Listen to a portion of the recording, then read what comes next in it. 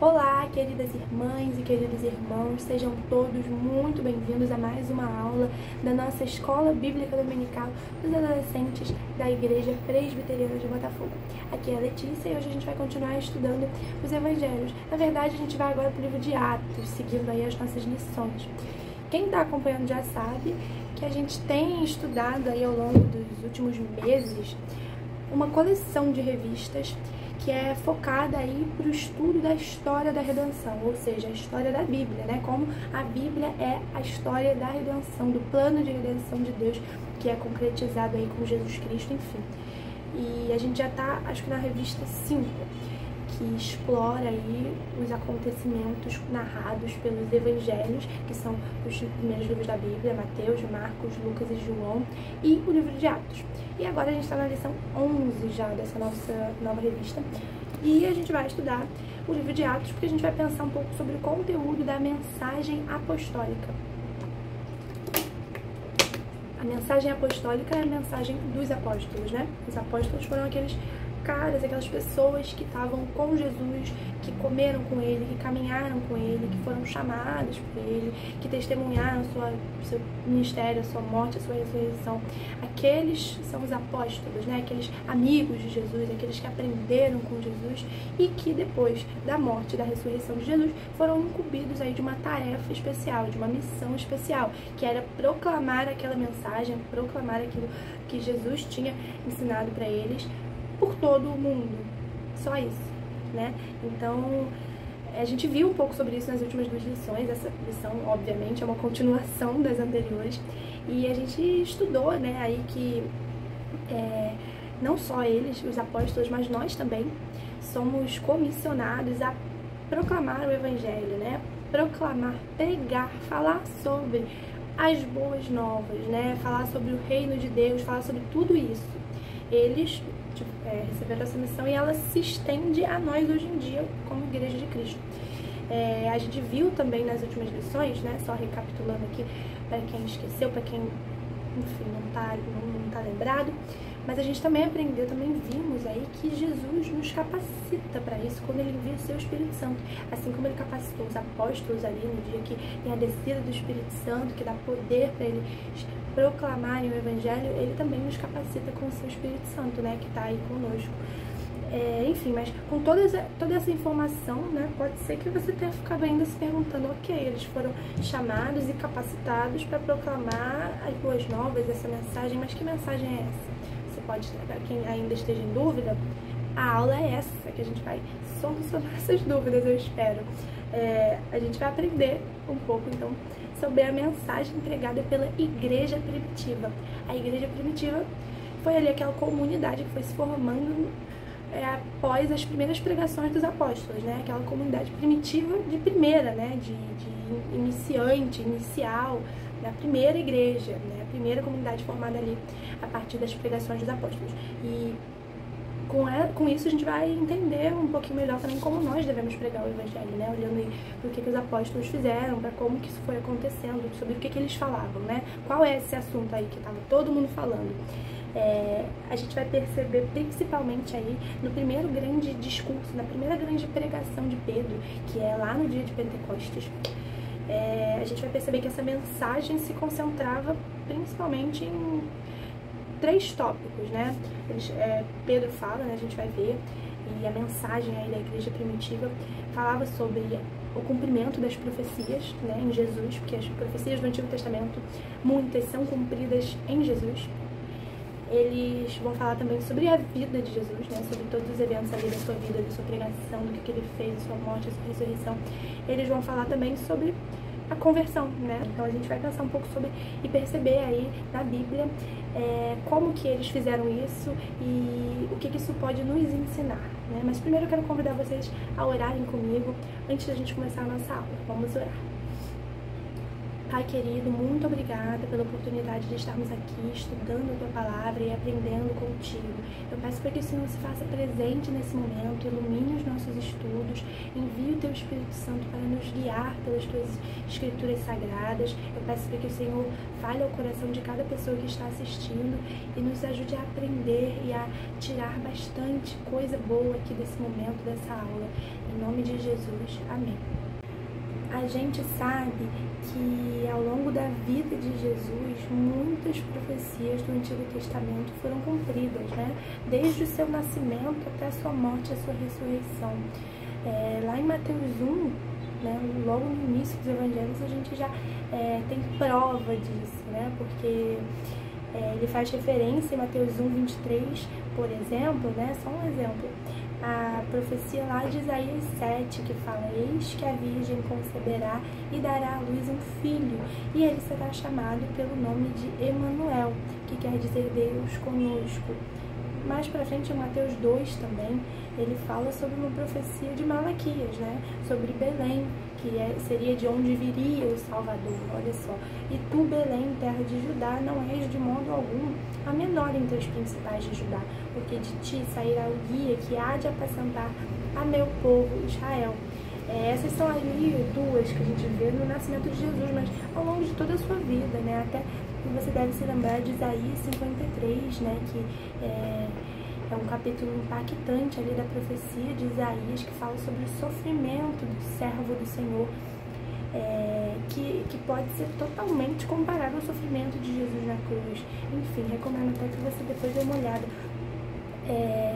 Isso é muito importante, gente, o cumprimento das profecias. Eu falei só aqui rapidamente de algumas, mas ao longo de todo o Evangelho, né, que narra aí a vida de Jesus, a gente vai ver várias profecias sendo cumpridas, várias referências ao Antigo Testamento. E isso é muito importante porque isso mostra, dentre muitas coisas, né, mostra como toda a palavra de Deus, ela tem uma unidade, ela é coesa, ela tem uma coerência e está tudo relacionado, né? A gente sabe que a gente está estudando a história da redenção, né? A gente está olhando para a Bíblia já com essa perspectiva, mas nisso, por exemplo, das profecias antigas se cumprirem aqui, nisso tá aí mais uma prova pra gente de como existe sim essa unidade, de como a Bíblia é sim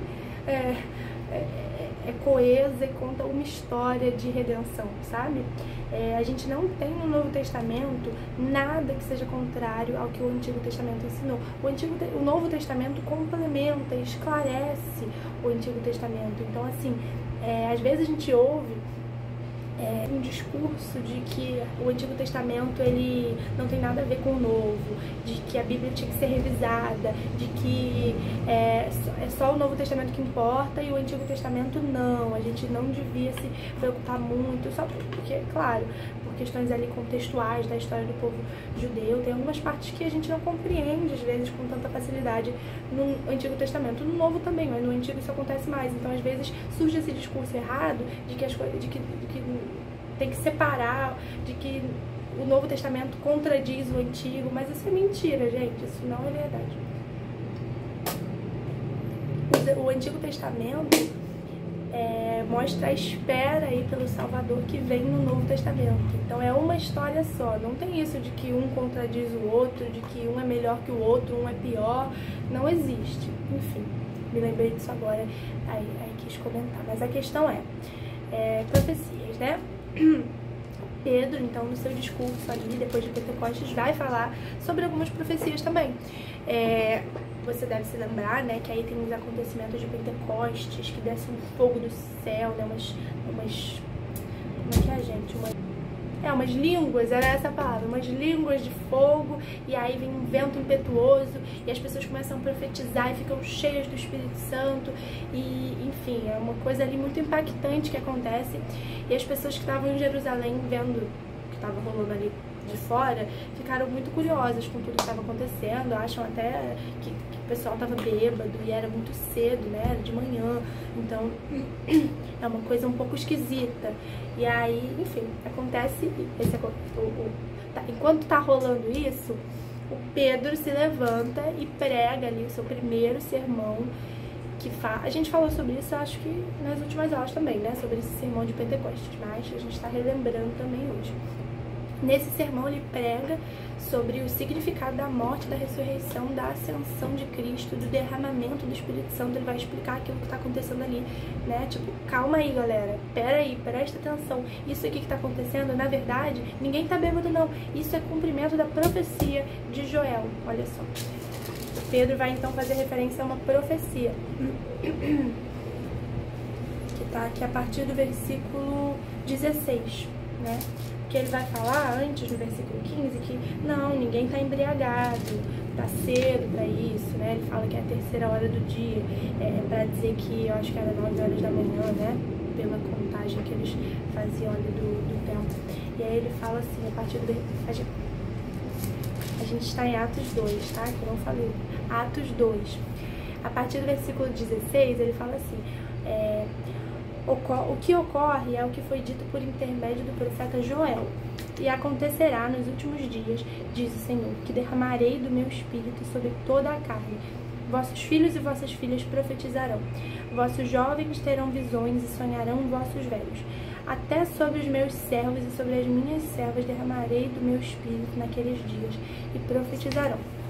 Mostrarei prodígios em cima no céu e sinais embaixo na terra, sangue, fogo e vapor de fumaça. O sol se converterá em trevas, a lua em sangue, antes que venha o grande e glorioso dia do Senhor. O Joel é um profeta do Antigo Testamento que fala sobre o derramamento do Espírito. Assim como Isaías também, isso foi abordado um pouquinho lá na lição 10, na lição da semana passada, se você não viu. Então o Pedro interpreta essa mensagem aí do Joel como se cumprindo literalmente naquele dia, naquele momento, entendeu? Aí um exemplo de outra profecia se cumprindo, né? O Joel já tinha dito que o derramamento seria sobre todo tipo de pessoa, incluindo jovens, velhos, homens, mulheres, servos, servas, independentemente de idade, sexo, raça, classe social.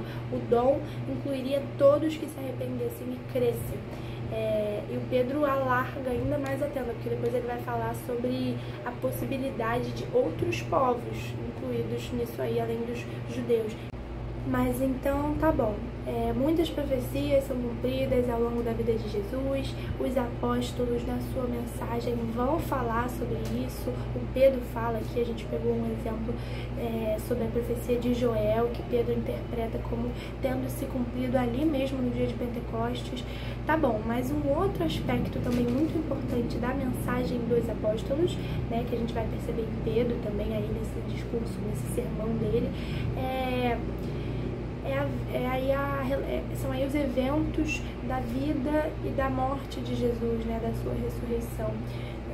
Nesse discurso dele, Pedro destaca alguns mais importantes. Ele fala sobre a sua morte, fala sobre a sua ressurreição, sobre a sua exaltação, sobre a sua coroação e a sua vitória na segunda vinda. Presta atenção aí comigo, acompanha a leitura. A gente está em Atos 2, a gente leu dos versículos 16 até 21,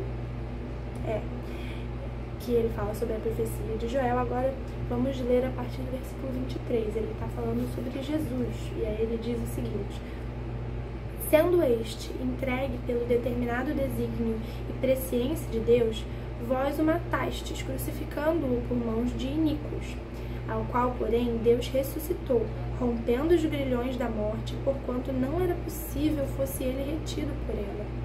Ele fala isso no versículo 23 e 24, sobre a morte e a ressurreição de Jesus.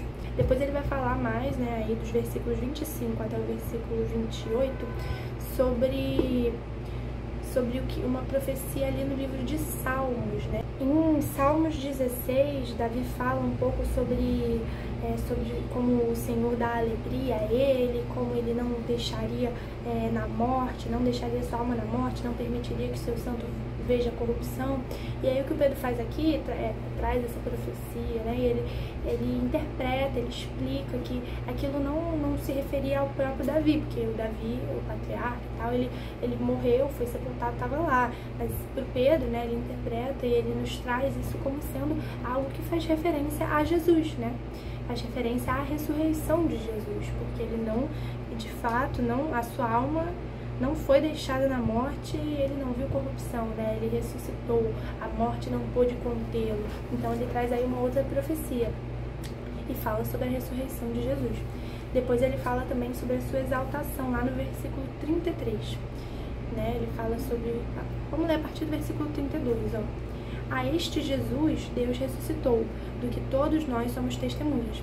Exaltado, pois, à destra de Deus, tendo recebido do Pai a promessa do Espírito Santo, derramou isto que vedes e ouvis. Ele fala, então, também sobre o derramamento do Espírito Santo, né?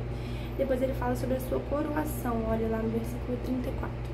Porque Davi não subiu aos céus, mas ele mesmo declara: Disse o Senhor ao meu Senhor, assenta-te à minha direita, até que eu ponha os teus inimigos por estrado dos teus pés. Esteja absolutamente certa, pois toda a casa de Israel, de que a este Jesus que vós crucificastes, Deus o fez Senhor e Cristo. A ressurreição teve um impacto muito grande na vida dos discípulos, como é de se imaginar, né? E a gente sabe que esse impacto foi bem negativo ali no início, né? Eles ficaram com medo, chateados, sem esperança, totalmente abatidos com o que tinha acontecido, né? Eles não conseguiam entender o significado daquilo, não conseguiam entender o que Jesus tinha falado para eles antes sobre a sua morte, sobre a sua ressurreição, como tudo aquilo ia acontecer, era necessário. Eles não tinham entendido isso, né? Então a morte de Jesus para eles foi assim, muito difícil. Mas com o tempo eles foram entendendo o significado, né? A importância do sacrifício de Jesus, a importância, como tudo aquilo já estava seguindo o que os profetas falavam, como tudo aquilo era necessário, enfim. E aí, intimamente ligado a isso, está a ressurreição e está a ascensão e o derramamento do Espírito Santo, né? Porque, enfim, por isso que depois de falar da morte de Jesus, como a gente viu aí que Pedro está falando, ele fala da morte de Jesus, né? E depois que segue o que estava anunciado pelos profetas, que estava anunciado nas Escrituras, e depois ele fala o seguinte, né, que a gente leu, que a este Jesus Deus ressuscitou, do que todos nós somos testemunhas. Exaltado, pois, à destra de Deus, tendo recebido do Pai a promessa do Espírito Santo, derramou isto que vede e ouvis. Então, assim, Pedro destaca os feitos redentores da ressurreição de Cristo, da ressurreição e da ascensão de Cristo, com o derramamento do Espírito, porque todos esses aspectos, eles estão em íntima conexão com a vitória de Cristo sobre a morte, sobre as forças malignas. Então, a ressurreição, a ascensão de Jesus mostram, garantem, né, o seu domínio sobre os céus, sobre a terra, a sua autoridade. E o envio do Espírito Santo também prova isso e demonstra que a reconquista estava a caminho, né, a reconquista da terra. Enfim, então, a mensagem apostólica, né, como parte aí central dessa mensagem, estava o fato de que Jesus sofreu como Messias, né? A gente viu isso aqui, que Pedro fala sobre isso. Ele sofreu e que agora ele se encontra exaltado, mas também deve retornar como Messias a fim de efetuar a consumação de tudo aquilo, né? Porque a reconquista plena da terra só será, enfim, se concretizará no retorno de Jesus. Então a mensagem apostólica está aí focada nisso.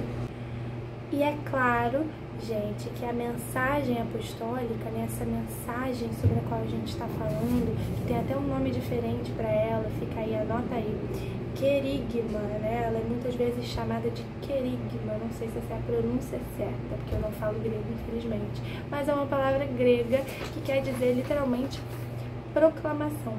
E essa mensagem, essa proclamação, ela não é só falação, palavras soltas ao vento, né? Eles não estavam só tagarelando, falando de Jesus por aí, por aqui, não. Essa fala deles, essa proclamação, era, em primeiro lugar, a maior e a melhor novidade que o homem, que o ser humano pode receber, que é a mensagem de salvação. E ela é um chamado a seguir a Cristo, né? A seguir esse Cristo que morreu, ressuscitou, foi exaltado e derramou o seu Espírito Santo. É uma mensagem para seguir a Cristo e ela vem com mudança de vida, com transformação total, né? Depois da pregação de Pedro, por exemplo, e das pregações apostólicas no geral, os ouvintes eram chamados ao arrependimento, à conversão, né? A gente já falou um pouco sobre isso. Conversão é mudança, né? O Pedro fala aí a gente está em Atos 2, né? Olhando para o sermão de Pedro. Ele falou sobre as profecias, falou sobre a morte, a ressurreição, a exaltação de Deus, de Jesus, sobre a sua volta. E depois que ele fala tudo isso, né, no final da sua pregação, ele vai convidá-los ao arrependimento. A gente está em Atos 2. Acompanha aí comigo a leitura do versículo 38. Respondeu-lhes Pedro: arrependei-vos e cada um de vós seja batizado em nome de Jesus Cristo para a remissão dos vossos pecados e recebereis o dom do Espírito Santo. O desafio aqui é para uma profunda e real mudança de vida, né? É para o arrependimento, é para acreditar, é para crer em Cristo, é para receber o seu Espírito Santo. Isso não é pouca coisa, não. Isso é muita coisa, né? Os apóstolos não estavam dizendo que as pessoas tinham só que acrescentar novos conhecimentos a coisas que elas já sabiam. Tipo, tá bom, teve o Jesus, um cara que morreu, ressuscitou, e Jesus exaltou, e ele vai voltar, e vai ter todo o poder sobre a terra, ok. Não é só um conhecimento, né? Não é só uma coisa pra gente aprender, né? A ideia aqui é que é necessário também deixar para trás tudo e se converter inteiramente ao Senhor, né? Isso era para os ouvintes, isso é para nós hoje, isso tem que fazer parte da nossa mensagem, porque às vezes a gente ouve também um discurso muito raso do Evangelho, né? Que não tem a ver com Bíblia, não tem a ver com a realidade, porque acontece às vezes de pessoas pregarem um evangelho que distorce, explora só as emoções para atrair pessoas para a igreja, né? Para atrair pessoas para alguma espécie de clube e para alimentar o seu próprio ego, para satisfazer ali a sua consciência, não sei, mas isso não é pregar o evangelho, porque pregar o evangelho também tem a ver com pregar a conversão, gente. Conversão é mudança de vida, conversão é seguir a Cristo, sem impedimentos, é seguir a Cristo totalmente, né? Tudo ou nada, a gente já falou, eu já falei isso, não sei nem em que aula foi, mas foi recente. E tudo isso é totalmente coerente com o que Jesus ensinava, né? Porque ele dizia que se alguém quer vir após mim, a si mesmo se negue, tome a sua cruz e siga-me. Isso está lá em Mateus 16, no versículo 24.